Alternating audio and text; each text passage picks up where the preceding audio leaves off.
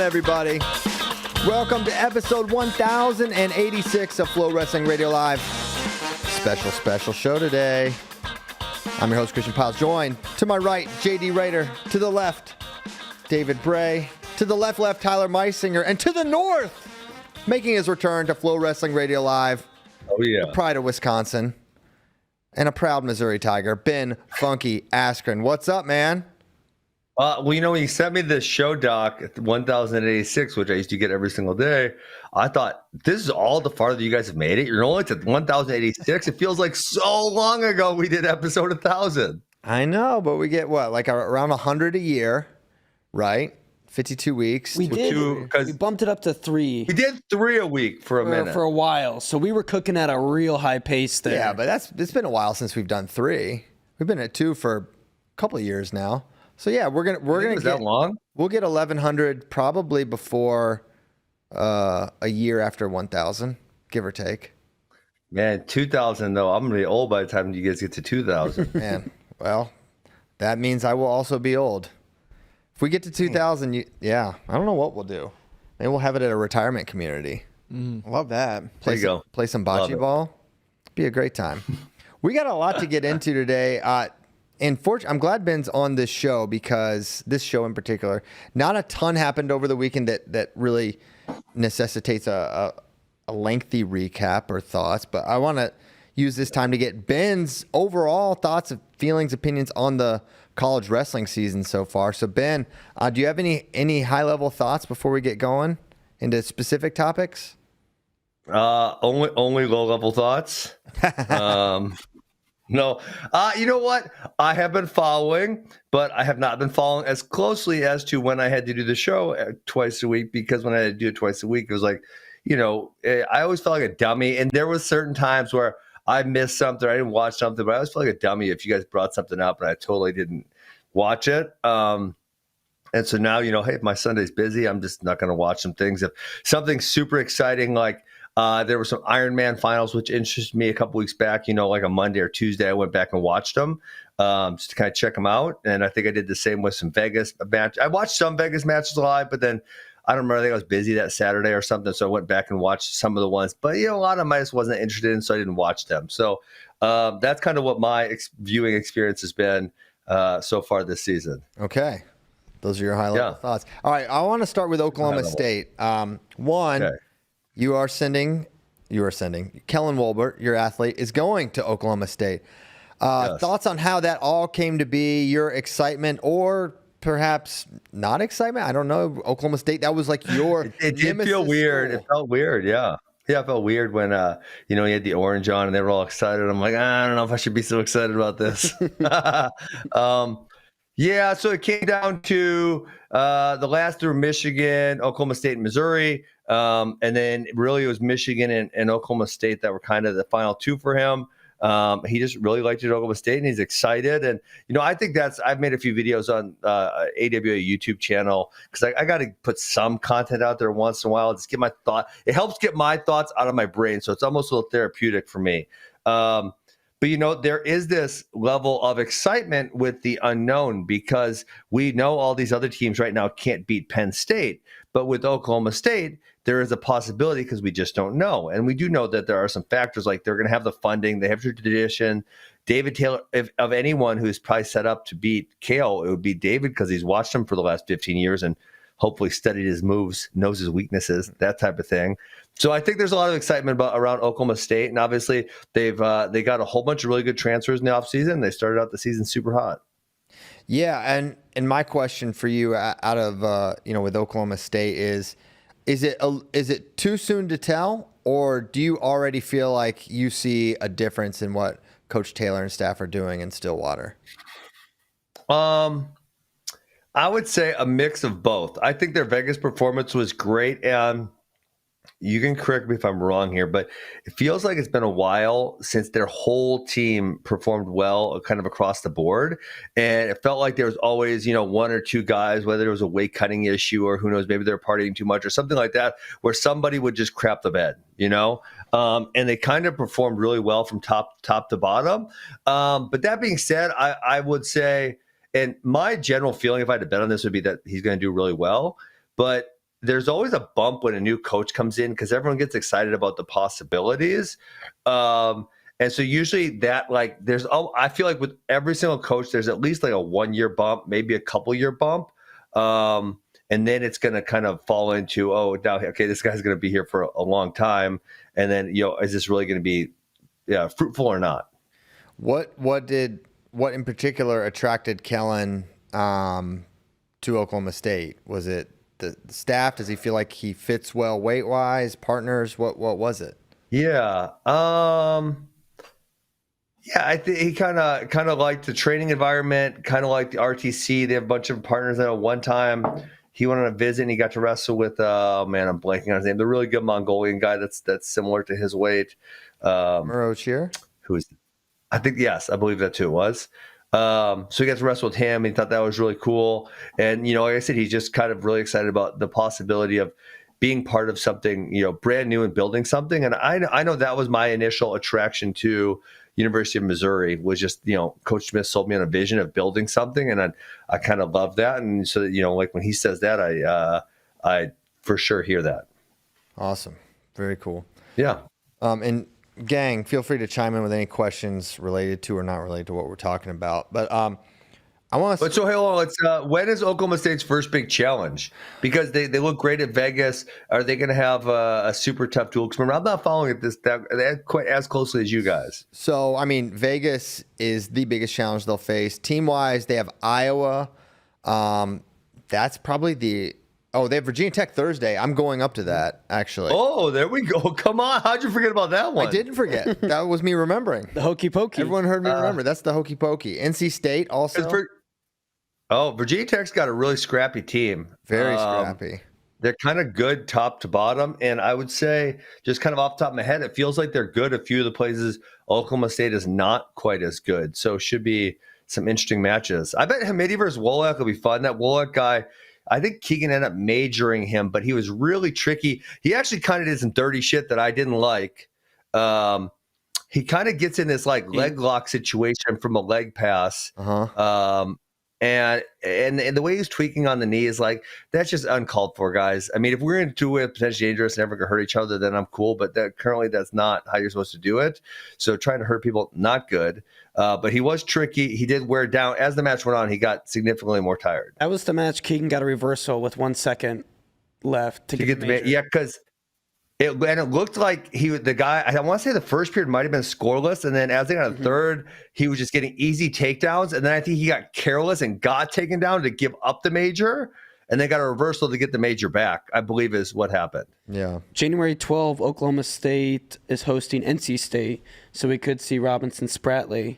Oh, yeah. Honestly, a bunch of other ones too, but want to see that one. Feels like outside of the Big Ten, they have one of the tougher dual schedules because Virginia Tech, NC State, Iowa State, Iowa, UNI, Missouri. I mean, yeah, that's a legit dual schedule. So I think we'll know. They brought in Arizona State too. Mm-hmm. Yeah, very tough dual schedule. So they're going to be challenged. At least their individuals will. I mean, the Iowa duel is going to be super interesting. I feel like. Do we have any rumors? Do we have any news on how long Ja'Cory Teemer is going to be out? No, Coach Terry Brands is super optimistic. He's left no doubt that he's going to be back. Time frame, I don't know. Only time will tell. Okay. Only time will tell. But I think he's going to be back. I mean, 157. Do you have any thoughts on that weight class? I mean, we had two kind of big dogs, seemingly in perception, with Ja'Cory and Meyer, and they both go out. How long is Meyer out for? I don't know. I mean, he's been wrestling. What? You guys are supposed to be my news source. He didn't wrestle at Vegas, but didn't he wrestle at? No, he didn't do that. That was the rumor he was going to, but he didn't. So I think he's gonna. I believe Meyer's gonna be back soon. Okay. Yeah. Hey, you see, Big Chits made his return. He did. Oh my god! In dramatic Sunday. fashion. So, but is he the starter, or is Pinheiro the starter, or is Etchemendia going down, They're all or going do we know down. what's happening there? Pinheiro's going down. Etchemendia is going down. This is my thoughts. They haven't. And then Swiderski's out because he's hurt. And he is hurt. Yes.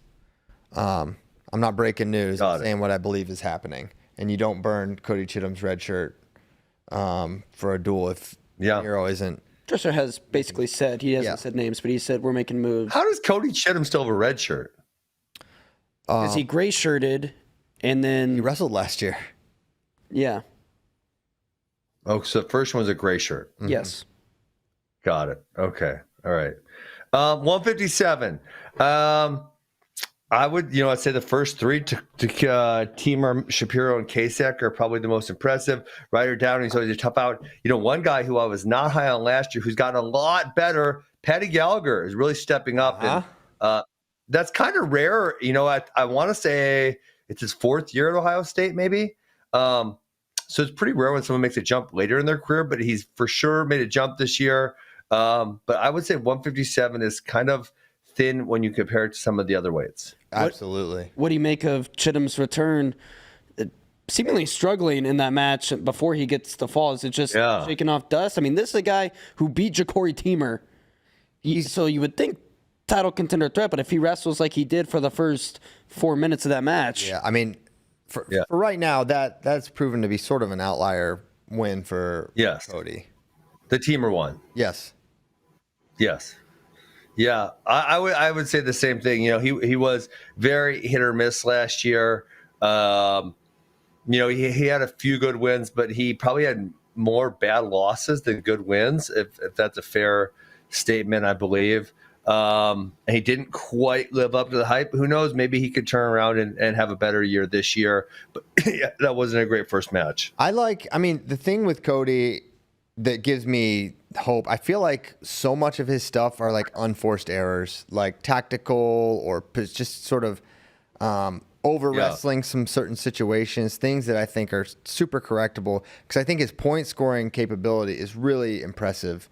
But he just, the turn he gave up was just kind of was rolling around a little too much. It wasn't some dynamic, super awesome, like guy's tough, but I don't know. I feel like he just, maybe I feel like we get a glimpse of Cody in the practice room, which is like wide open, and then which is probably a good thing generally, but maybe when it comes time to like competition, you tighten things up a little bit.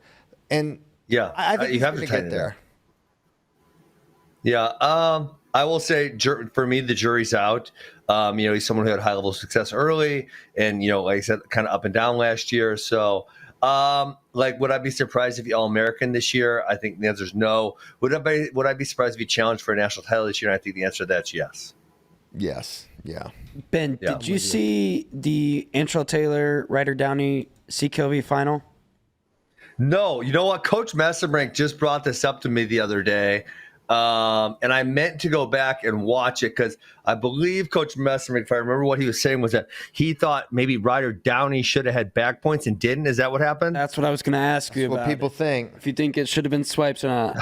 Well, what do you guys think? I thought in real time, I thought it was swipes in the angle Tyler posted on Instagram. I definitely was confirmed in my stance. And then I watched the replay from the stream, and then I wasn't so sure.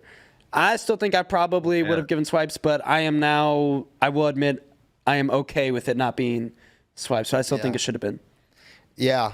Okay. The Piles household split on this. I thought they got the call right, and Caleb, totally unknowing my opinion on it, called me into Caleb's the room. the smarter one, so we'll trust him. Honestly, you bring that up, and I'll just be honest. He is literally smarter than me. I can't beat him in Mario Kart. I can't beat him in Connect 4. True test of intelligence. It is. It is. He is. Connect 4. He's good at he's really good. Stop. This is a child game, Christian. How are you losing at this? It's because Caleb's out here playing chess to Christian's checkers. Literally. I'm just being honest. The kid's smarter than me, and I don't know what to do about it because he's only 13, and he already thinks he knows. So if you play 10 games at Connect 4, how many does Caleb win? 6 or 7. Wow. Dang. Yeah. We played a game to 7, and it was, I guess it was 7-5 final. Okay. Not good. All right.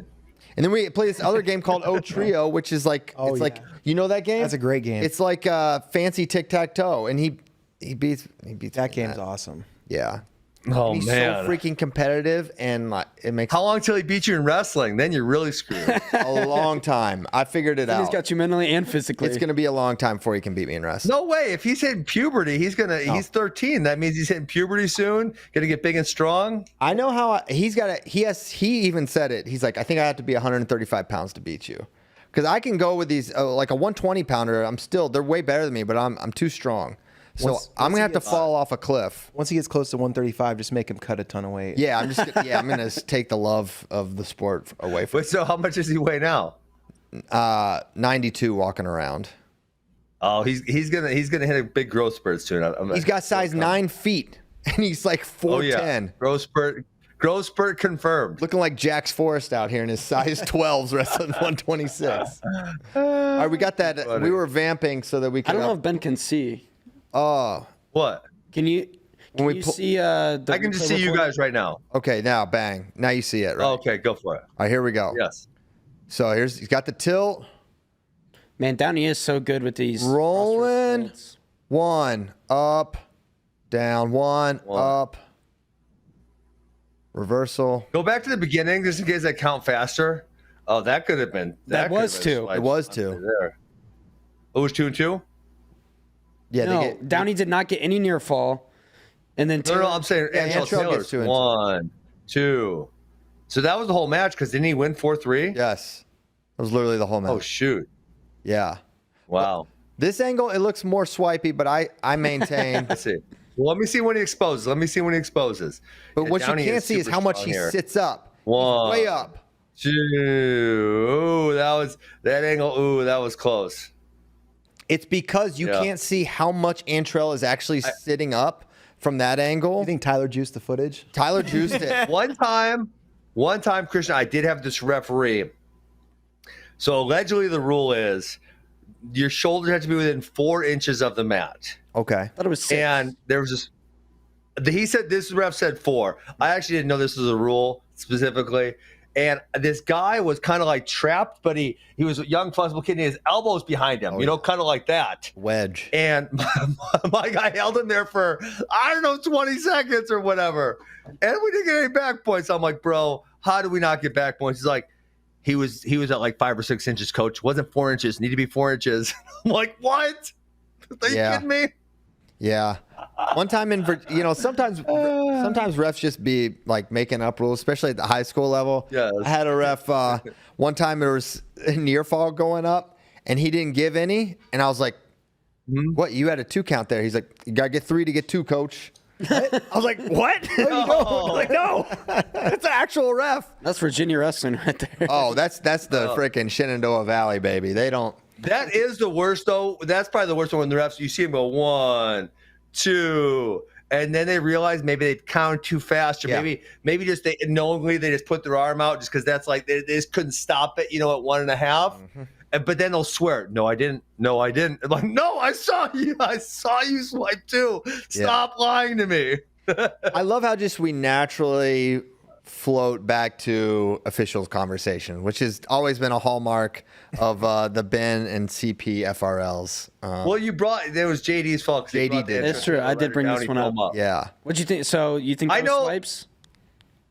I would say probably yes, but it's not like I feel the same way as you. Is like I'm not too offended that it wasn't, but I would probably have counted to 2 then. What felt kind of like Downey got screwed was he doesn't get the controversial call there, and then it's also kind of a quick 2 near fall on the reversal, and they give that to Antrell. Feels like definitely a coin flip match. Yeah. Yeah. Hey, the other one that I will say, Christian, I've seen you complain about it a few times, and I will fully and totally agree. And let's push this ball down the road. They have just stopped calling when people go out of bounds. Yeah. They've just stopped calling it. Sinclair actually, in the duel they wrestled here, Volker just straight up dove out when he was late. Aiden was on a single or double, and was about to make him fall, and he just dove. Not even a call. That's the whole point. Action. No, it's not action. The guy literally dove. And listen, Volker beat him, and it wouldn't have probably changed the match because he got 2 takedowns, and Aiden maybe got 1 at the end or something. But it's like, if we're going to have this be a rule, we need to call the rule. And when someone clearly evades action by going out of bounds, that is a clear stall. It is not action. It is a stalling. Let's just call it. Yeah, I mean, the new black belt of stalling is not just floating to the edge, but then finding the short edge where you can get a foot off the mat completely. Off the mat. For the auto restart. It's like, that's when you see that, you're truly watching greatness, people, because they are positioning, they are playing a very complicated game very well. And it tricks the refs. Either tricks or they just would rather not have the trouble of getting yelled at for calling stalling. Yeah. Which is why I feel like my contention, and one thing I said on the show, and I want to hear what you think about this, is when they call stalling, it feels like a big deal when it happens. And I feel like if they just called it more frequently and almost normalized it as part of the first period, someone's getting it would not be as big a thing, and we would increase action. But the refs let these scoreless first periods happen so often. Yes. I watched this. It was bad match. I won't even throw it on, but one. Come on, tell us. Double escape, and then it goes into a sudden victory. No, so it's basically all escapes, right? They've wrestled about 6 minutes and 30 seconds on their feet. No stall warnings the whole time. That cannot be true. It cannot be true. And someone's stalling. I don't know who it is. Maybe both of them. Somebody. Maybe both of them. We're trying to bring back double stall. Make that a normal thing. Yeah. I don't hate it. People can be stalling at the same time. Absolutely. They can. Absolutely. So, I don't see the problem with that. I mean, the one point you made, though, Christian, that I think is correct is, and I brought this up several times on the show because I'm out of college coaching. I did coach for a few years, but sometimes when I go to tournaments, the way that these college coaches are almost verbally abusive to these referees, it's uncalled for. It's completely uncalled for. And then you wonder why they won't call. It's because they don't want to get verbally abused by the coach that's in the corner. That's kind of it's so annoying. Actually, at that Mizzou UNI duel, I was sitting on the one side by where the scorer was. And, man, they corrected the ride time so much.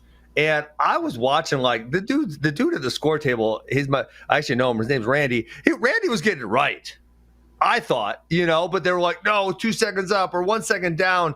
And so after the duel, I was like, what was up with that? Why did they stop it so many times? And they said it was because the coaches are so anal about getting the riding time perfect that they have to do, they're almost forced to do that, right? And it was like, dude, this is so annoying. It's he was within a second or two at worst, if not perfect.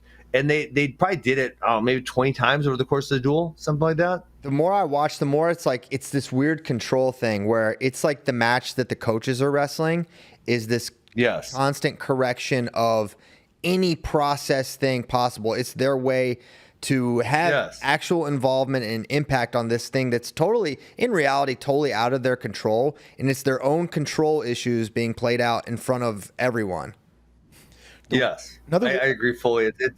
Go ahead. Another weird thing is how there's a culture around stalling in college, and now it's all about the drop down to the edge or whatever.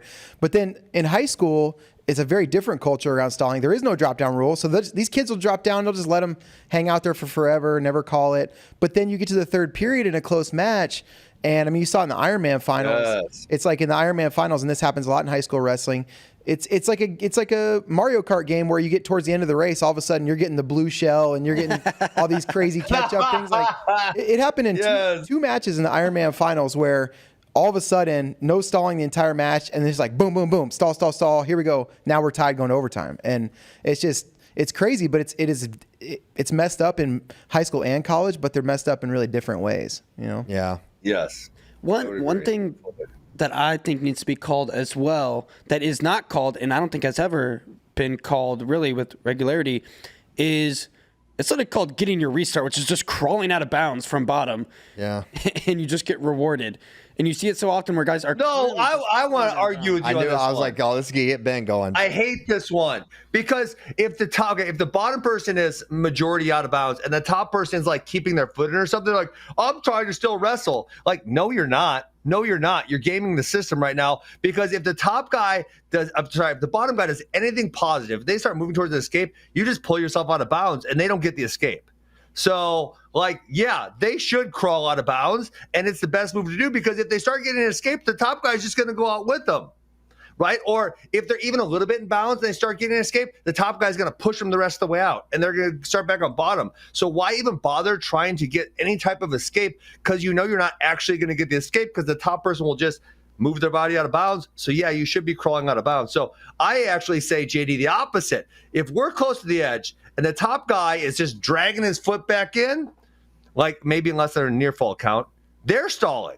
That's what I say. I don't hate that, but I don't think you should reward being able, like, I don't think it should be a wise move to just crawl out of bounds, which it is currently. Guys should do it, like you said.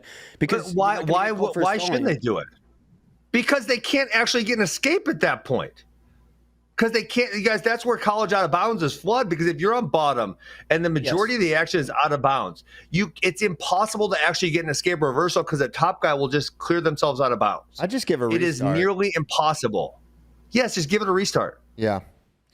True. I guess I should have said that's where I think it is flawed, because I don't think you should ever, like, crawling out of bounds should not be a successful wrestling action. Yeah. Well, there's a difference between, you know, the action's already taking you towards the edge of the mat and you're crawling out, and like you're in the middle and you're just, you know, getting that's different. Two different things. But what would be the benefit in that? And that's one of the things that I always think, like, you have to think second and third order. And if you just see the first, he's crawling out of bounds. But why is he crawling out of bounds? He's crawling out of bounds because it's impossible for him to make any progress at this juncture in time.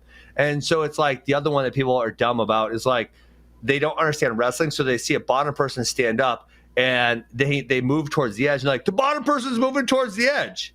I'm like, but why would he ever move towards the edge? Because if they actually go out of bounds, he has to go back down. So it's of no benefit to him to move towards the edge. The top person is moving to him towards the edge because if the top person gets him all the way out of bounds, the bottom person goes back down. So the top person benefits, and the bottom person is hurt by this action. So it's pretty obvious if you understand wrestling to see what is happening and why it's happening. Yeah.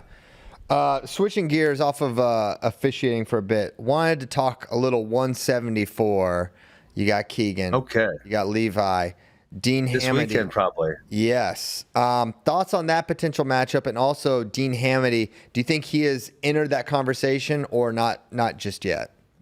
I say not yet. You know, he's always been, if you look back through his WrestleStat, he's actually probably historically been more dominant throughout the regular season, and has not had that success towards the end of the season. So, you know, I would say kind of pump the brakes on him. I think is it a possibility? Yes, it's a possibility that he interjects himself by the end of the season. Is it likely? And I don't know about that just quite yet. I think he's got to win one of those matches to prove that, because he's always been someone who's killed everyone who's kind of below him, if that makes sense. So yeah, Keegan. Hopefully Keegan and Levi this weekend. To my knowledge, it is happening. I think it's happening. So it's a fun match. Keegan made a few mistakes last time, so we'll see if he cannot maybe correct those mistakes. What were they? I think he underestimated how strong Levi was going to be in a couple of situations. And that's kind of right. That happens sometimes. So hopefully he's adjusted for that. Gotcha. Yeah, it has to be one of the most anticipated individual matchups of the year. I mean, Parker Carter is number one. Yep. You know, probably in reality, but we've seen it. And for this one, man, there's a lot of mystery. We saw the freestyle version. It's hard to envision a blanking of Keegan O'Toole in a folk style match. Yes. But Levi, I was thinking Keegan's really only lost to. So his first year, his only loss was Wenzel at the NCAAs, and then after that, his only losses have been David Carr. Am I wrong or right on that one? That's it, right? So he's lost 3 times to David Carr in 3 seasons, over the course of 3 seasons, and there's no other losses. Right. Yes. Okay. So yeah, I mean, you know, he doesn't lose in folk style very often. It's pretty rare. So yeah, I'm excited to see the match, and you know, Keegan has been someone who's made good adjustments, like against David Carr. So we'll see what happens. What do you think about Keegan? What are his freestyle plans as you understand them? Is he a 79 now? Is he not a 74 kilo or? Yeah, he's a 79, but yeah, that's one thing where, like, I don't know, like, you do have to go down to either 74 or go up to 86. But I know he was getting really big in the summers. Even 2 years ago, he was really big in the summers. But obviously, Missouri had Peyton, and him and Peyton are good friends. So I do know that it was planned for a while that he was going to move up to 174 for this year. Got it. Olympic years 74 and then 79 and non. Is that what you're saying? Probably. Yeah, I'm guessing that is that's what it'll be. Okay, cool. Yes. All right. What's some other stuff? What did you think about Gable coming back? You know what? I mean, I want him to come back to wrestling. I'm not actually that excited for him to go back to college wrestling. He's already won the thing twice. There's probably not a lot of people who are very competitive with him. I mean, maybe Kirkfleet, maybe Wyatt. I wanted to see him wrestle at the Worlds. That's what I wanted to see him. So the fact that he wasn't at the Worlds in 2020, obviously the Olympics in 2024, or the Worlds in 2023, that's who I want to see him wrestle against. And so hopefully it's not just the NCAA season, because I'm not that excited about for Gable for the NCAA season, but I'm hoping he sticks around for the World Championships. That's what I'm saying. Ben. Now he's talking about fighting again, so like that's kind of an issue. Yeah, he's gonna fight Eventually, but I mean, he's also said Eventually. Yeah, we don't know. And heavyweight is a weight class where you can be older and fight. So look, he's still young. So why don't we get a few more world titles and then transition? Maybe you get a world title and then you could do a couple months, play around with some striking or whatever, and then go wrestle again. And then by the time you do, because Daniel didn't start fighting till, I mean, maybe don't wait. I want to say he was 31 or 32. Yeah. Mm-hmm. Yeah. If Carter Starachi and Gable Steveson have darn near similar bonus point numbers and number of matches, who will get your Hodge votes? Or will you split them like a coward? That's a great question. Oh, that's great. Because both of them have a pretty strong number 2 or number 3, right? So Steveson would have Kirkwood and Hendrickson, both strong opponents. And then obviously Starocci would have Parker, and then Plotz made the national finals already. It does kind of drop off a little bit. McAnally's looking pretty good, but it does kind of drop off a little bit after that for him. I don't know. Obviously, I'm hoping Mitchell and Keegan both have great seasons also. I'm hoping that Parker beats Starocci, and then Parker has a really high bonus also. So, I'm hoping it's Gable and 3 AWA guys in the Hodge finals. There you go. There you have it. Yes. Penn State's team this. Well, I don't know who Mitchell is not. I don't know who Mitchell's not going to bonus this year. No, because when you just simply look at the rankings, he's already bonused Caliendo. I suppose Bear Claw he didn't bonus last year, and Bear Claw is a really tough out. Peyton Hall is tricky and tough to score on also. So maybe those guys potentially, but.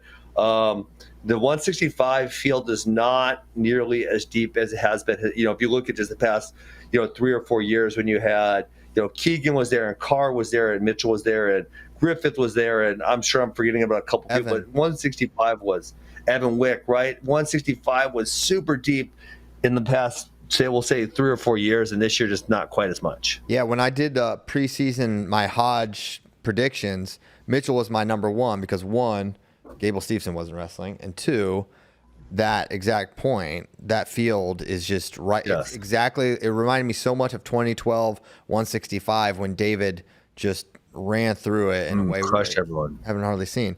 So that was kind of what and with Carter, he's got Parker, and that's going to shoot down his bonus. And just the likelihood, he's less likely to win 184 than Mitchell is to win 165. Correct. Yes. So I think Mitchell has a very realistic opportunity to win the Hodge. But another hypothetical Hodge for you, Carter. Take Gable out of the equation. This is just in a hypothetical world. Carter Starachi bonuses darn near everyone except Parker Ketgeisen, but he does beat him again in the national finals. Mitchell goes through with like 100% bonus rate. I would give it to Carter. Because quality of competition is one of the criteria. Well, what if Carter has? So last year, Carter's bonus last year. I mean, I know he was injured at the end, but he wasn't injured the whole season. His bonus last year was only 52%.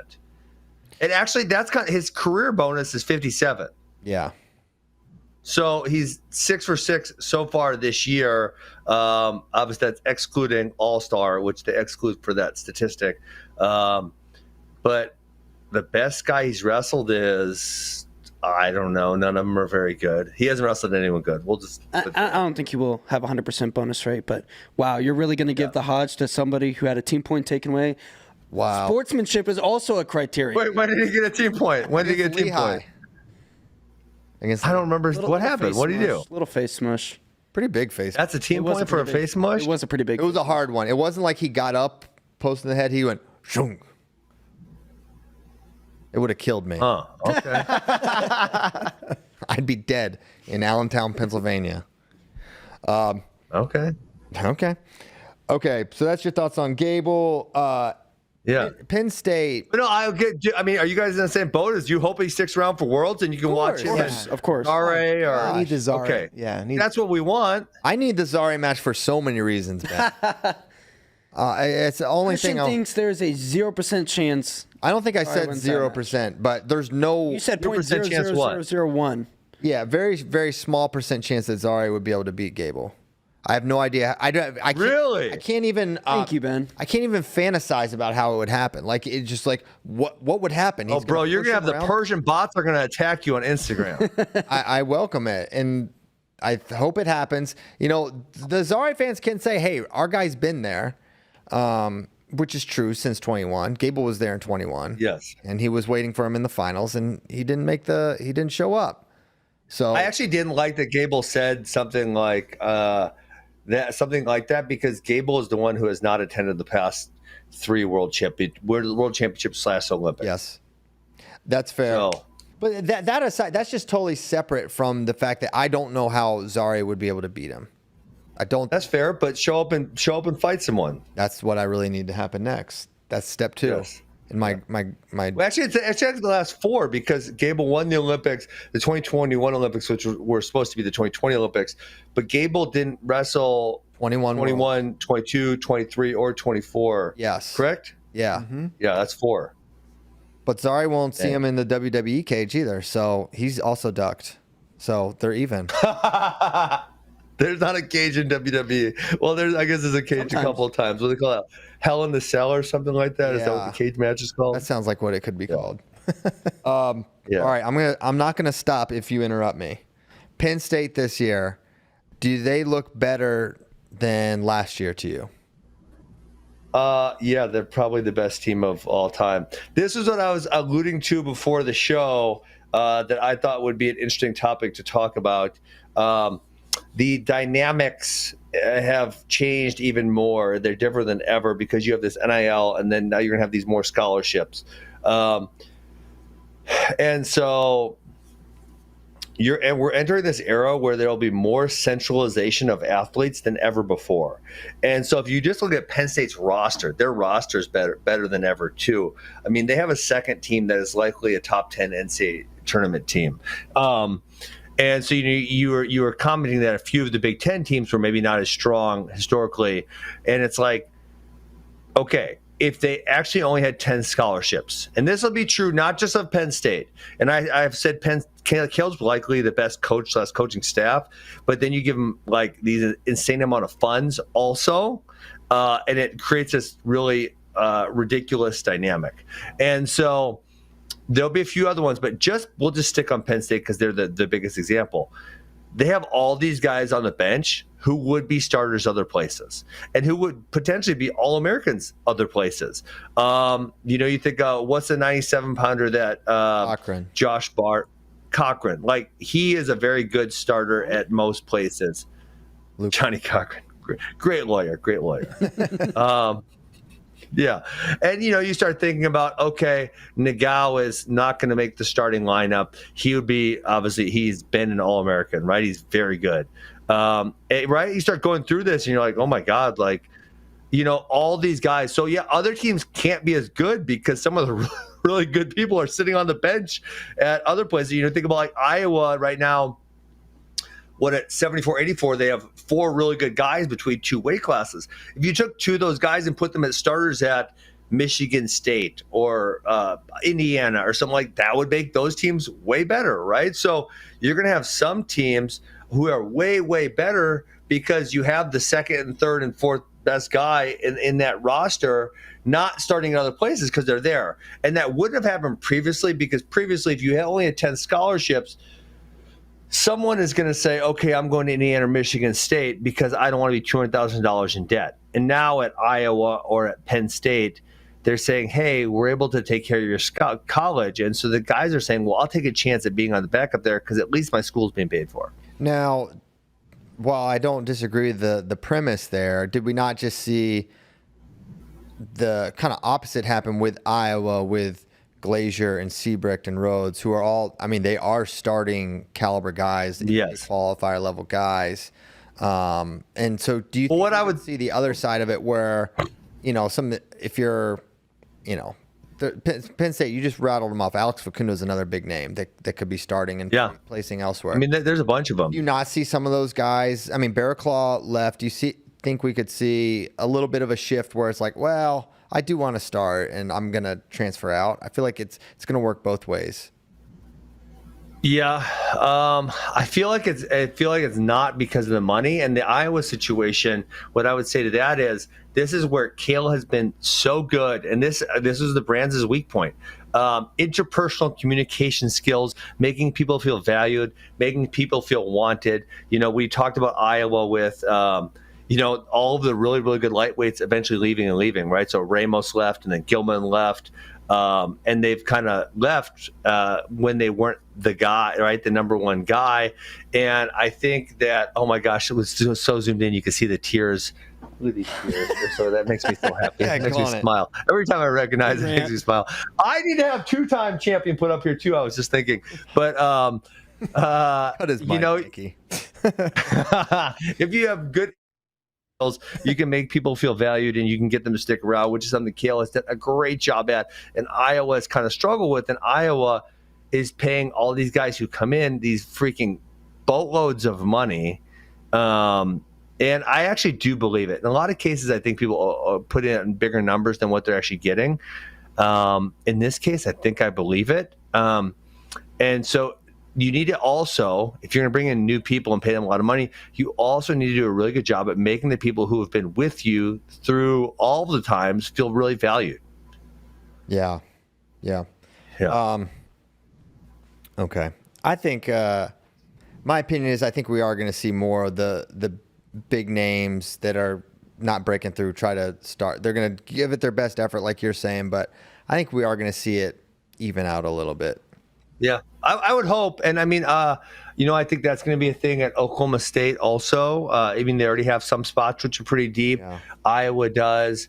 You know, I think Michigan has a lot of funding, so I wouldn't be surprised if they find themselves in that scenario. But, you know, if you're saying other programs like, say, a Campbell, right, they went from, I want to say something said like, 8 scholarships down to 3 scholarships. I think I feel like you agree with me, but we haven't talked about it on the show ever. The legislation that went through is most likely going to be pretty negative for wrestling. Yeah. Yes. Christian doesn't like talking about it. No, I don't. Spade disagrees. Makes him sad. Spade disagrees. It's the best thing ever. Really? How? Or why? MBA, so he has an MBA. Well, Spade. He was in the NBA. Mm-hmm. Spade's main argument is that all the pressures that everyone's concerned about now already existed because of NIL, which I agree they existed. I just think that they're more now than they were. But and there's another reason. Yes, I would agree. I think why Penn State might be an outlier when it comes to this, but for most teams, why we'll see kind of more parity and the talent spread out more is mostly just because the culture around transferring has really changed from what it was 10 years ago, where it is now much easier and more normal. Yeah. Where I feel like you used to get maybe more pushback. Yeah. You used to feel the way where now it's much more of a normal and accepted thing to enter the transfer portal and go to a different institution, whether you were starting at your previous institution or not. Yeah, that's fair. Yeah. When you talk to college coaches just out in the wild, like you get the sense that they never feel like if they lose a recruit that it's final. Hey, they may come back in a year or two when if they don't like it, or even when they talk, like there are some coaches when they talk about their own lineup for the future, they're like, yeah, we think we're going to still have this guy in 2 years, but who knows? So it's kind of a weird thing to hear coaches saying that. Cool. I was listening to an interview with the Arizona State football coach who's done a really good job, and the way he will actually call college other coaches and be like, hey, I have this guy who's looking to transfer and I think he'd be good for your program. He said it's to help out the guys, I want what's best for them. I still like them, which I think is true, but I think he also knows that will in turn pay dividends for him and how he's looked at by his players and other coaches where maybe they'll help him out in the future as well. And he's like, yeah, this is just part of the game now. I'm going to play the game the best I can. I'm told that's exactly what happened with the Owen Treffin situation. Coach Pop said it on our... Where did he go again? Lehigh. Yeah. I mean, guys, I feel like that's a very reasonable way to operate. If you like your guys and they're not going to start, and help them find a new home with someone who you like and that they're going to help. And then, maybe that'll pay itself back over. I mean, generally treating people well pays itself back over time. I don't know about that. that's where I gotta push back there, Ben. Okay, I want to talk about 197. So we were a little split on this, and I'm pretty quick to say take a match or take a result and say, yeah, I think this guy can contend. But with Josh Barr's win over Michael Beard, I said it was a great test. He's obviously a top 5 guy. I will concede that, but I wasn't ready to put him in the Buchanan, Cardenas, and AJ tier. Where do you fall with Josh Barr? I don't. I would say, yeah, he's probably going to be able to compete with those guys. Would be my guess. Yeah, I would say yes. When's he going to see any of those guys? That's the thing. Love Stephen Little coming up, right? He has Stephen Little. This weekend. He will not. That'd be a good one. Is Rocky Elam? What's up with him, Ben? I don't know the answer to that, actually. I know injury and ideally coming back. I don't know the timeline on any of that. Aiden will not be the starting 197 this year. No. Okay. Yeah, I mean, 197 is a weight class which is very deep. It's really a lot of good guys here. Kind of not, like we were kind of saying, not so much about 74 and 65 where it kind of drops off. But this is when we look at like an Isaiah Salazar at number 9, Trey Munoz at number 8. Like these guys are really, really good. Even you go down to like Volker at 14, Glazier at 16. Like this weight class is tough. Yeah, extremely tough, extremely deep. I think it does have, maybe we'll see, but I think it has a lot of guys that I could see winning a title there. I think Buchanan, Cardenas, AJ have looked like AJ. It's more the past that we're banking it on. We haven't seen him against enough elite guys yet in this version of him, but I'm assuming it's still the same AJ. But yeah, I mean, yeah. I just don't think I've seen enough from Josh to say, yeah, he's gonna be able to go and take down Stephen Buchanan or take down Cardenas or AJ. The thing about Josh Barr, I mean, really, Cardenas is someone who I feel like he's someone who's maybe, and I'm gonna have to look up WrestleStat just to confirm my feelings, but I feel like he's kind of jumped up a notch. Like I want to say, well, last year he lost 8 matches. I wasn't all that impressed with him. I know he had a good NCAA tournament. Mm-hmm. Let's see who else he lost to. WrestleStat keeps logging me out when I it's annoying. Actually, I don't know what I've logged in like 3 times a day. It's what it's like with me. Does that to you too? Yeah. Let's see. So last year he lost to Rocky Elam. He lost to Michael Beard, Louis Dupre, Trent Hidley. These are all good. Michael Beard again. Sloan Hidley. Oh, I guess every one of his losses is good. So maybe I'm misremembering. He is off to a hot start, but he really hasn't faced top tier yet. No, this season. Yeah. So. Yeah. But he has looked good in the matches he's had. He has looked very good. I mean, this is a man who lost to Michael Beard last season, and we just saw Josh Barr whoop up. True. Michael Beard. Yeah. That's true. True, but I think he lost him twice. Okay, but he also beat Beard. Yep. Did he? I'm gonna say that He lost once, lost twice. Pretty sure he He did. did not beat him last year. Let's see if he did. It was maybe 2 years ago, potentially. He beat him 2 years ago at EIWAs. Okay. Gotcha. Mm-hmm. So yeah, all right. That's 197. Do you think AJ is still at the same level he was in 2021? I mean, there's really no way to know for sure unless you're in the practice room, but Go practice him. Yeah, I think maybe he can work himself back into that level, but there was one match I watched where I was just not all that impressed. Well, Probably. yes, Stemmet. Yeah, Stemmet, he won 5-0. impressive when you're wrestling the GOAT. Yeah. Stop. I mean, Stemmet's a guy who has gotten a lot better. But he did tech fall him. I mean, that was what, 3 years ago or 4 years ago. It was a long time ago where he tech falled him. But yeah, he only won 5-0 this time. So Yeah. maybe I think that was the match I was thinking of. What do you think of Little Ferrari? He's really good. It's only been the one. I think he's only had the one match, correct? He wrestled at wrestle another one? He did some opens. Yeah. Oh, yeah, he did Luther? Yep. He did Luther Open Private before Luther Iowa College. State. Yeah. That's not Anthony Ferrari. What's the other Ferrari's name? Angelo. The youngest? Angelo. I'm sorry. There we go. Yeah, I was going to pull up his wrestle stat.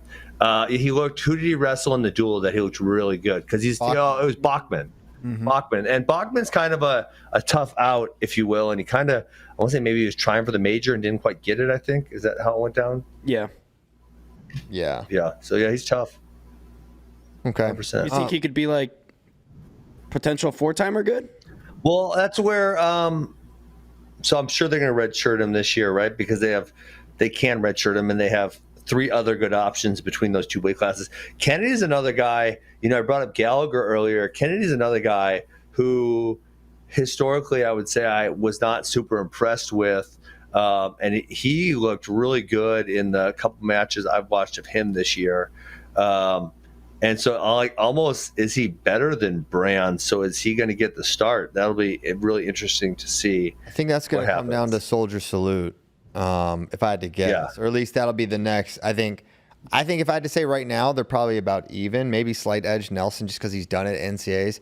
But I think they're probably going to have to settle it there, and the winner of that, I would guess, will be the guy for And Iowa. Nelson did not look good against actually former Mizzou Tiger Harmon. He won on it was 1 second of ride time, right? Didn't he? It was 1-1, but he had a minute and 1. Yes. 2-1 Yes, riding time. crazy, right? Yeah. Crazy close. Do you think there's any chance they don't wrestle at Soldier Salute and keep it behind closed doors, or do you think they'll put it out there? No, I think they'll wrestle. I hope so. Yeah. think What if they? I don't think they would. I think that's not how they operate. They've wrestled. Their guys have wrestled in the Yeah. past at Soldier. I think they may not wrestle Angelo and Gabe because I don't think it helps them at all to have those guys wrestle. I think that If Angelo wins and then then you created this thing with Gabe and both make the finals. Well, hold on. Can I ask one question, Christian? Yeah. If Brands or Kennedy, if one of them loses to the other one, which is going to happen, will they allow one of those guys to bump up and challenge to 184? I mean, sure, but that doesn't seem to be I think that'll be a harder path for both of them, personally. what about Really? So you think even with Nelson? Yeah. what about a bump down if you lose the 84-pound They have, wrestle? they have Caliendo. No. No. If Gabe or Angelo were to lose the 84 wrestle off, could you then bump down to 74? Well, no, because Create more conflict. Angelo and Gabe are not going to wrestle off. It's going to be Gabe's spot. They're not going to. They redshirted him for this year. If Gabe Arnold is not starting for them this year, it's just the most disastrous roster management you could fathom because they shelved him last year when they needed him at 84. Yes. So they're not going. He's going to start this year. They're not unless he goes down for the year with injury. And of course, obviously Angelo's ready, but they're going to wrestle this year, and then I think Gabe's going to go down after this season. Then they got run. Is Kennedy done also? Yes. No, this is Kennedy's last year also. Well, I'm almost positive. I think he might have one more. I think he's done. We're so close to being done with this COVID stuff, though. If you guys think about it. Yeah. Yeah. Is that who do you have up there? That's Kennedy. Oh He shit. does have one more year. Oh my gosh. I told you. Oh my. Good luck. Oh my God. Can't get these guys out of here. Because his first year was 2021. One more year. It's one more year where people will not have had access to the COVID year. Because like Keegan's first year was the COVID year, which he would have redshirted but wrestled because it didn't count against his eligibility. Right. But he could have redshirted the following year. Wait. Right. So he could have wrestled the Patrick COVID year. Kennedy Right. Yeah, That's what we're talking about. Oh, sorry. I thought we were talking about Caliendo. Yeah. No. No. But I'm pretty sure this is Caliendo has 1 year after this also. Yeah. Yes. Yeah, crazy. So I think all these programs are too used to the extra years, and they're just going to start throwing around medical red shirts. Like, just have a guy withdraw from a match, and they're like, let's take that year. we'll just take the year. Caliendo also has 1 year, yeah.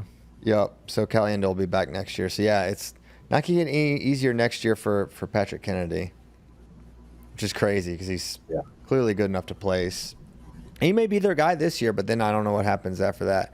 And they've got, another option, while we're on Iowa lineup stuff, they got, and it's worth mentioning that they got the commitment from Harvey Ludington, which is a big pickup.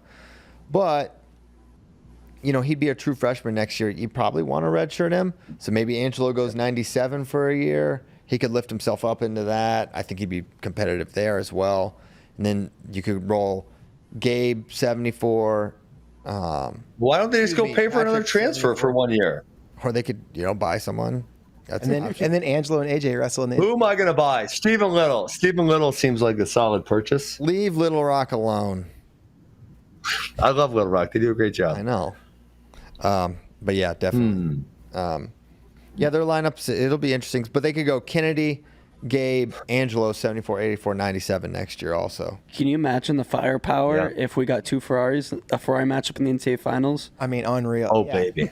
That would just be I incredible. need it. What if they do a double forfeit in the finals? They would not. You can't stop it. You What if stop. They did? Or The Schwabs just did that at, the Dan Gable Donnybrook, right? Yes, they did. Yeah, classic Donnybrook. what's more likely that those two would wrestle each other in the finals, or that Iowa just goes and gets AJ Ferrari out of the? He's not in the porthole, but I mean, I don't know. Yeah, bring them back. Yeah, I think that door's closed. it is No at the doors moment. closed. Yeah, it is, but It's always open, JD. gotta It's not- always It's open. closed, not locked. it's got a hinge. Reopen it. Listen, Cracked. It's just, it's There's always a key for cracked. every deadbolt. That's true. and there's a window in every home, and there's going to be an opportunity. If there's always a window open for a national champion. Usually, Yes. not almost always. Almost always. Yeah. All right. Ben, I want to get your take on 149 and Shane Ooh. Van Ness. He's freaking good. Very good. Very good at wrestling. Man, you know what? Like, I was watching him versus Ty Waters, and Ty Waters actually did a lot of, really tricky good things, but Van Ness was just so much better than him. He just kicked his butt. It was crazy. Who do you like at 149? So yes, I think I would pick Van Ness over Henson at Really? this point in time. He's so good. I don't think I'm at the point where it's like it would be shocking if Henson won, but I think I would favor Van Ness. If you said, "Hey, bet your money on one of these two right now," that would be who I'm betting on. Okay. I don't know. Completely throwing. Well, who are you betting on? Are you just gonna ask? Are you completely throwing Lovett out of the conversation after CKOV? No, he's always tricky. He's always hard to wrestle, but I would say I would bump him down to. I don't know if I'd put him in the next tier, but he would definitely be at the end of that island. Yeah. I'm not saying. Here's been my perspective on the Van Ness situation. He obviously is unreal and can win this weight. I think the Waters match has people taking it degrees further than maybe they should. I think Waters was one. I think you gave him credit. I thought tactically it was a weird approach from Ty. He stood straight up most of the time. He stood up so straight. Yeah, and he was dealing with a back issue that was kind of like creating that. So I'm kind of like, dude, that's just like if you have a pit bull like Shane Van Ness and there's a little bit of blood in the air, like he went crazy on him. And yeah, he did what he was supposed to do. But I still feel like I need to see him dismantle a Parco, a Lovett, or Henson for me to be like, okay, he's surpassed Caleb. Because in my mind, Christian, you need to quit being a coward and jump to conclusions like the. I'm a conclusion jumper. I love it. I love jumping, but I think, Sounds like he's got inside information here. Is what it sounds like to me. well, I'm just not jumping to. I'm jumping to the conclusion that this was not the version of Ty Waters that placed fourth at NCAAs, and and I think other people may be jumping to a conclusion, not that he can't win a title, but that this was there's some insane separation here, which means there's separation between Henson and Shane, or Shane and Henson, and I'm not going there. I don't think anybody's saying there's separation between Shane and Caleb. I can't find someone to pick Caleb Henson now. He's probably my pick. There you go. Found someone. That wasn't that hard. He had Ridge Lovett half an hour ago. No, 2 weeks ago, and then my pick changed when Caleb beat him at CKLB. That's not a crazy thing that happens. It's not a crazy thing. Not crazy. Okay. Not a crazy thing. All right, so that's your thought. I thought you were going to say that, Ben. Penn State, Ben. Yeah. He's been corrupted. Penn State, Ben. I mean, listen. That's the thing. I think this is just an objective thing. I think we think Penn State's pretty good at wrestling. I don't know if you guys think that also. And this is my kind of general policy, and why it's like, I can see by the end of the year I'm going to end up picking Shane after all that. Is because when it's close, how do you not? And that's my thing with, I'm sorry, at 174, when it's close, how do you not lean Nittany Lion? And that's I think it's a reasonable conclusion with Shane potentially and Levi. Now we've seen it. You can say freestyle or whatever. It's like freaking Keegan's a junior world champion in freestyle. It's not like it's a new scenario. U23 world champion also.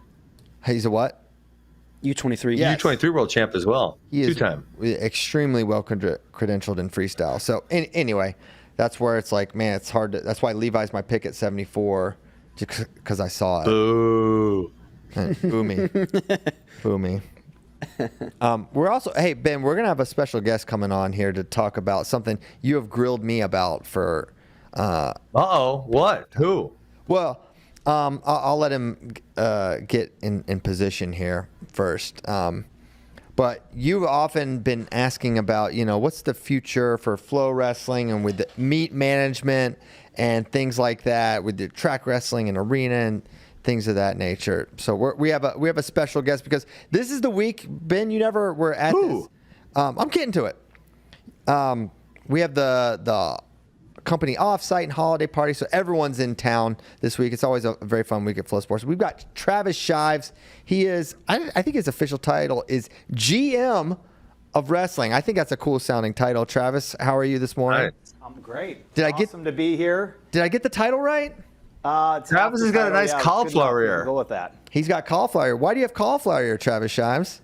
Well, I was one of you guys at one point in my life. I wasn't at Ben's level, but I competed. I wrestled through college at Minnesota State Mankato, and been fortunate to have a life filled with sports and tech and media, and at Flow Wrestling and Flow Sports combine all those things together. And so it's awesome to be here with you guys. Awesome. Good to have you in town as always, Travis. And so what? I guess I kind of know the answer to this, but the people at home, what is your responsibility at Flow, and what are, for wrestling fans, what are the kind of things you're trying to progress and move forward for Flow as a company and for Flow Wrestling subscribers and customers? Yeah, so the GM position was a unique position created a couple of years ago. I think there were permutations of it in the previous worlds of Flow Sports, but 2 years ago I took this job along with some other responsibilities, and it's really to internally kind of bring all of these stakeholders together, across the entirety of the business, from product and technology and media rights and production and marketing, and align on a plan to really elevate Flow Wrestling, not just in our business, but for our customers, and really build a great product and a great business that we can grow.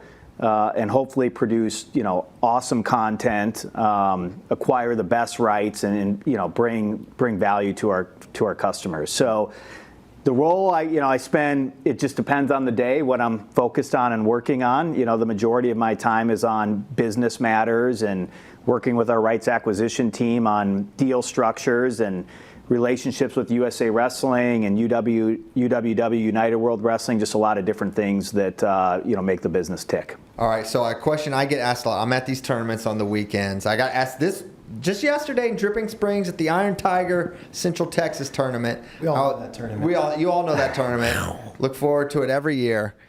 I got to ask, hey, what's up with the meet management, track wrestling? You know, we acquired track wrestling in 2021, and we have Arena, and you know, we've discussed a little bit like the future there. But could you explain what is the future for the software, the meet management, bracketing, etc.? For sure. And I think,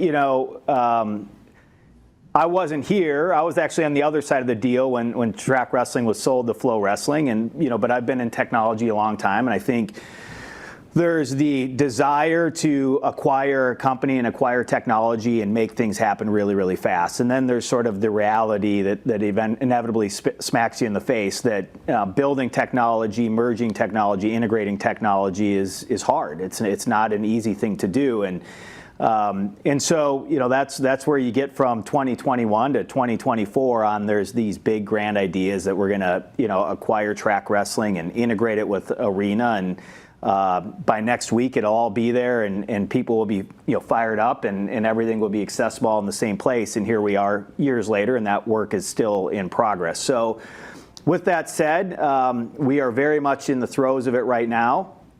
By this spring, we will be in, I think, a really solid place and prepared ahead of next season to launch a new consumer experience. And so what do I mean by that is the technology is really twofold. There's the behind-the-scenes technology of event management. So all the things that go from weighing the athletes in, populating the brackets, advancing them through the brackets, connecting it to the streaming technology, all of those things. And those are really sort of like operational aspects of the business.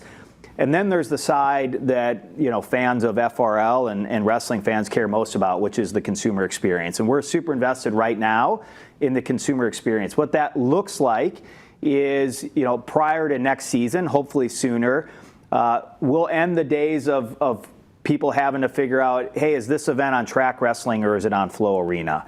I just want to go to a place. I want to be able to consume as much as consume as efficiently as I can. Find my athletes, find the brackets, find the results. And so that's the invested experience right now. I'm doing that a little bit of a disservice because I'm painting a picture of it just simply being like a consolidation into one single place. I think there's some really amazing user interface and experience things that our team is developing as well, in terms of being able to track athletes more efficiently. So that is in progress right now. When I say in progress, not just in terms of development, meeting with focus groups and people like that to really help us dial in and hopefully build technology that doesn't just serve our business, but it's what our customers want. Okay. Tyler, are you getting all this? I'm taking notes. Tyler's all over it. Okay, good.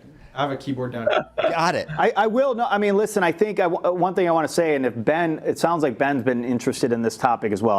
I don't have, I can't hear him. So you guys are going to have to relay. Oh, we got You can't hear me. Well, Tell Travis, my life is centered around looking at brackets and finding out where my kids are wrestling. Like, we'll say minimum 25 weekends a year. So I am very interested in having the best product possible.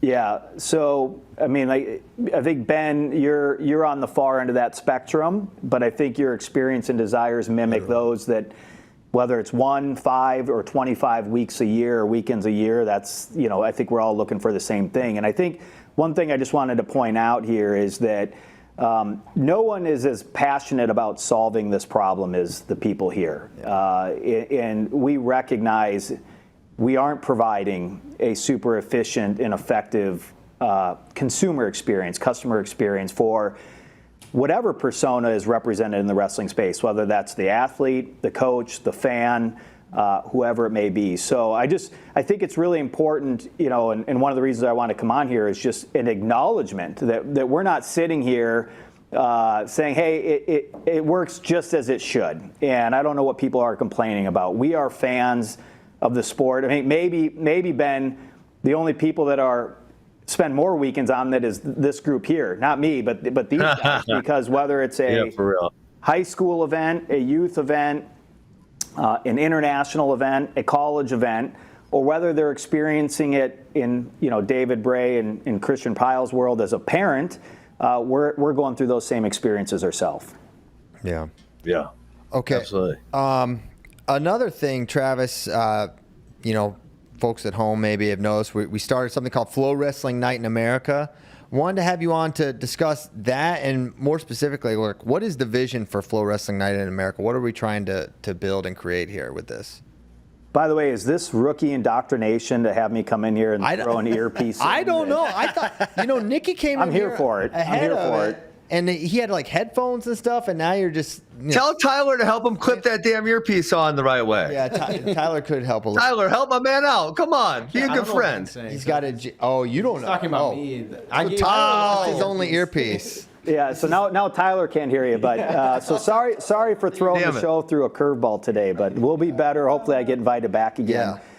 Yeah, so FloWrestling Night in America. Listen, this is something, I think we are super fired up about, in that, we feel like wrestling deserves its own night. And what I mean by that is if I have fortunate career experience having been at, a company like NBC Sports prior to this, where, they launched Sunday Night Football, I don't know, whatever it was, 20 years ago, and then more recently they've launched Saturday Night Football with the Big Ten Network. And the idea behind that is, hey, how do we kind of build and control a night and a narrative, and really separate from the clutter of, noon and 3 o'clock football games to elevate one game above everyone else, along with Monday Night Football. And I think we have the same opportunity to do that with FloWrestling Night in America. So what does that mean?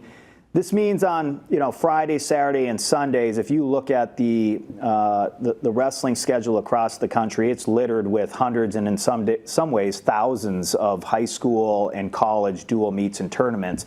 And it's really hard to break through that clutter and elevate something to be very special. Even our own staff, it's how do you take 10 people and cover 1,000 events? And so what we think with FloWrestling Night in America is we're going to break through that clutter. We're going to take high school and college event every week, put it midweek, and we're going to put the full force of our staff behind it in terms of content creation and storylines and promotion. And this season we have Shane Sparks on the mic doing the commentary around it, and we're going to continue to build that out and just really create an incredible experience for the teams participating. And I think our schedule right now is in progress. We continue to develop it.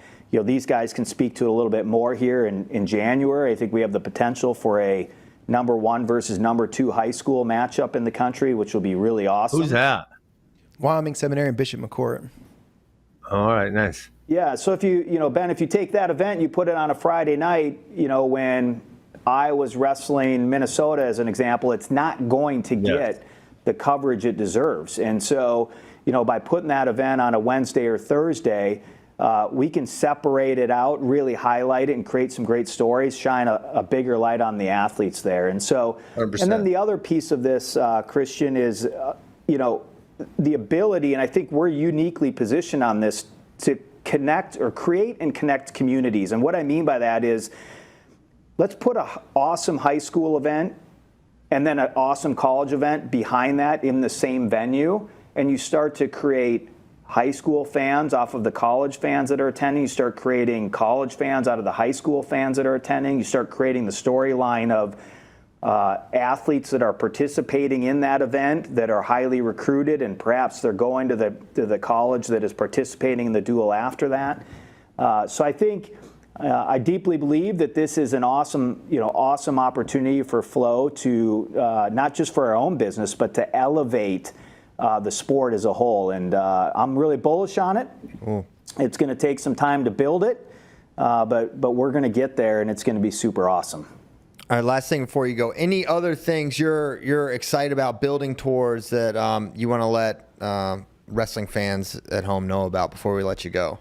Yeah, I mean, so some of my job here inevitably is to keep people internally and externally excited about what we're doing, and I think that it's a little cliche to say, hey, we're only getting started, when the reality is there's been a lot of people that have been invested in this business for 15 plus years to build, FloWrestling is a really special place to be.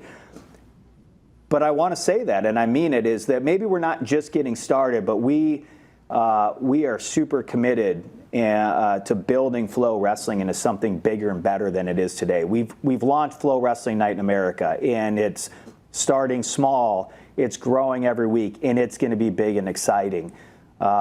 There was a period during COVID where we were invested in what we call owned and operated events, these sort of pay-per-view cards that we've gotten a little bit away from for a multitude of reasons. But we think we're well positioned, hopefully this year, to start some of those again. And I think there's some really compelling matchups out there, in particular at the senior level, that people want to see. Wait, are we talking about pro wrestling right now?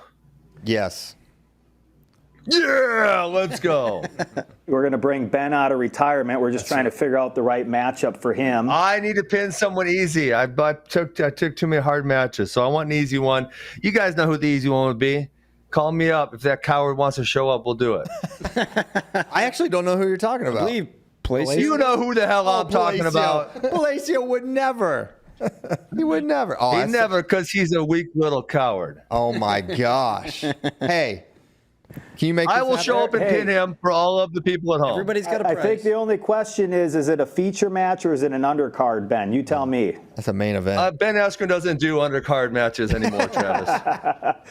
So, yeah, I mean, I think, fellas, like we're excited about the direction we're going here. And does it happen fast enough? It doesn't. It never does. But we're getting there. We're going to do some really cool things. We, as I think the wrestling world knows by now, we've renewed our long-term relationship with USA Wrestling. We've renewed our long-term relationship with United World Wrestling. So, we have the biggest and best events on the platform. We have FloWrestling Night in America. We have awesome slate of college events. And then the other part of the business, which we talked about on the front end, is ultimately how do we improve the experience for mom and dad and coaches that are pouring through the brackets. And so there's great things to come. Cool. Well, Travis, Can we possibly buy the UWW and then you guys can install me as the commissioner so we can make some really solid changes? Well, I don't think we don't necessarily need to buy UWW, but if you want to have commissioner conversations on great ideas, Ben, we'll exchange some emails here. I'm in. I would make senior level wrestling actually have a season and followable and watchable and everyone love it. And the fact they haven't done it yet is quite frustrating. Let's get them in. That easy. We'll connect them. I wanted to follow up with just one more reason to watch FloWrestling Night in America. Oh, okay. We're already getting some email feedback from customers, and this is going to be pretty important. I'm not going to say this customer's name, but it's regarding JD because he is actually on the broadcast with Shane Sparks. And we got this email that says, "Oh my goodness, listen, I can say this because I'm a happily married 50-year-old mother of 4. So not meant to be weird, but please tell JD that he looked super dapper at the dual meet Night in America." It gets better. I'm so used to seeing that young man looking like he's heading to a college frat party or a NASCAR event on radio live that I was just blown away at his cleanup. High five him for me for the smooth look. So Fives all around. that's just, Oh my goodness. just That's great. one more reason to tune in. Get you a man that can do both. I'm not going to comment on the frat party look, but I will say he did look rather dapper on Night in America last week. I think you're on again this week, JD. Is that correct? He's on again this week, and so Thursday. He's a little bit country. He's a little bit rock and roll. You know. I will not be wearing the Okaboji golf shirt. I do wear a collar and a jacket and a tie sometimes. I am able to dress up, believe it or not. Yeah, he does. Let your 50-year-old mom friends know. Yeah. That's right. Spread Please the tune word. in. He's big with moms. Oh, All right. wow. Oh wait, we got it. There he is. Look at this guy. Wow. Wow. You get kicked out of That's the awesome. frat. Look at that. What a beast. Oh my goodness. Well, Travis, really appreciate you coming on. You should come on another time. I'm in. This is, we cracked the egg on this deal today, and it's great to be here with you guys. Yeah.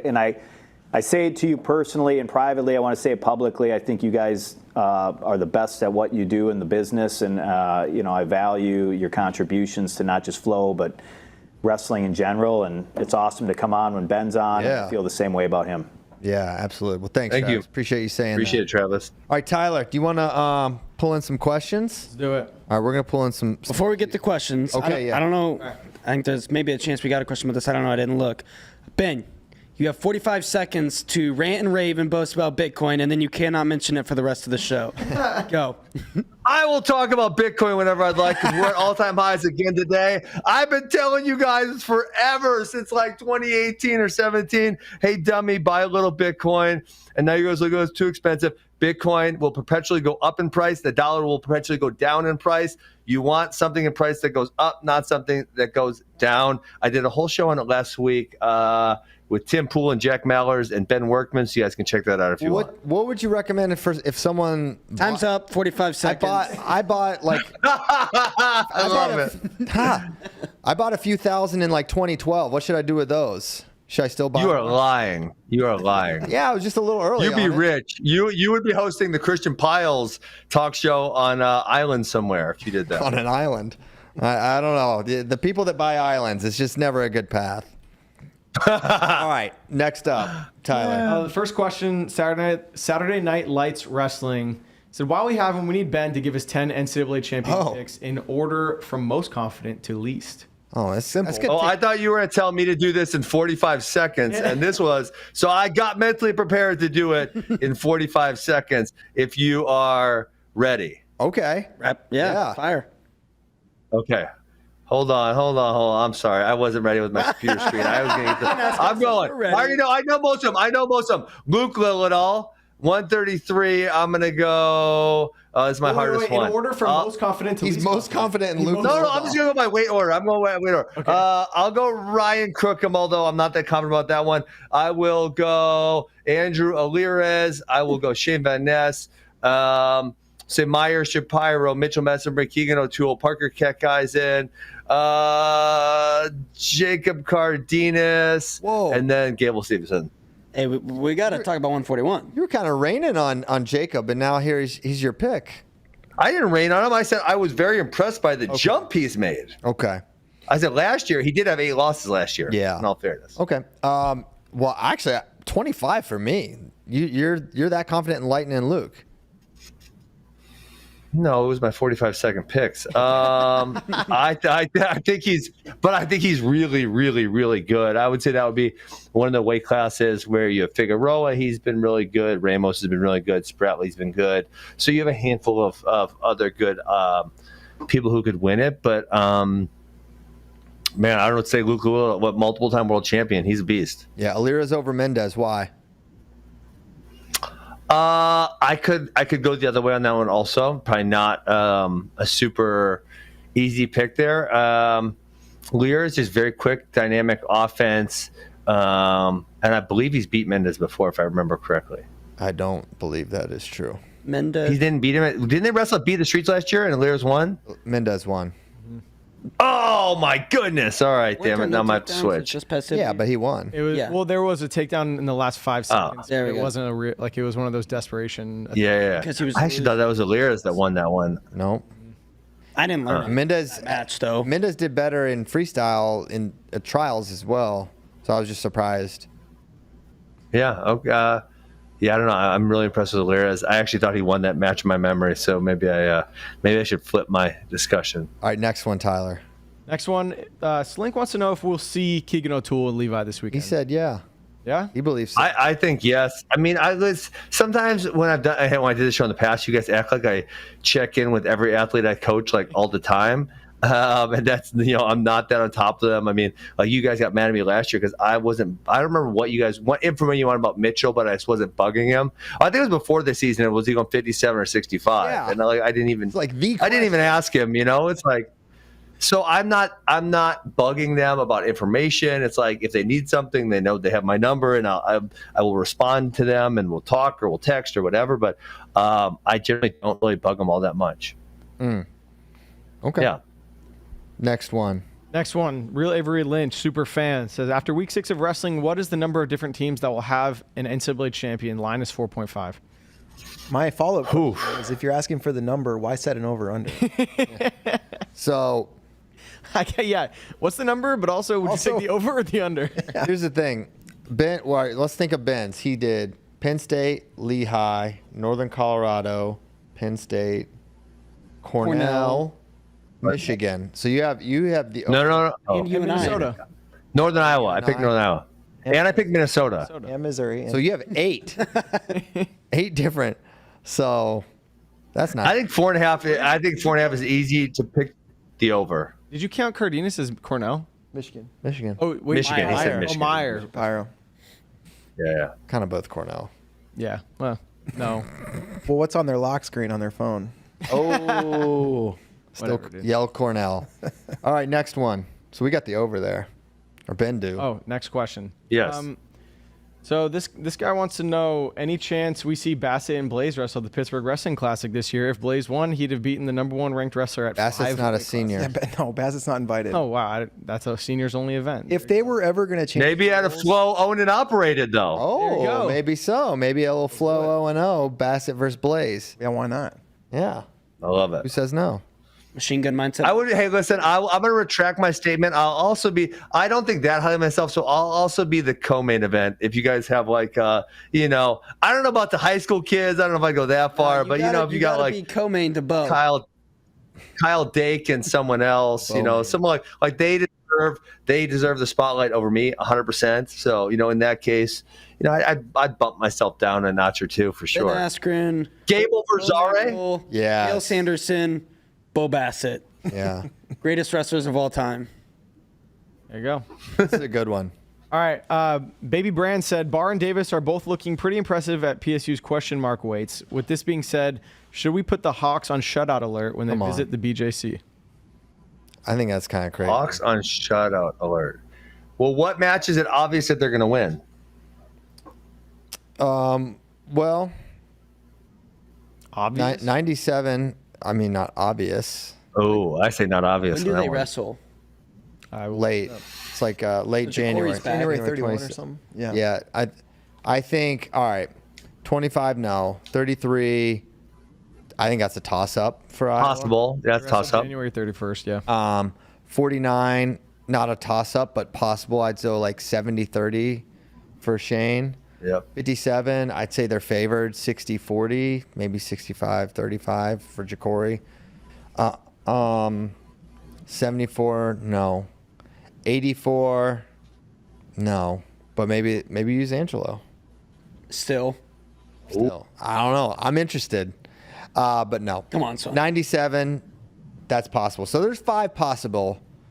They're not going to get shut out. But they don't match up great. What's more, a shutout? They get shut out or they win the duel? Bro. I think a shutout's more likely. Yeah. No, I'll say they win the duel. No, I don't know.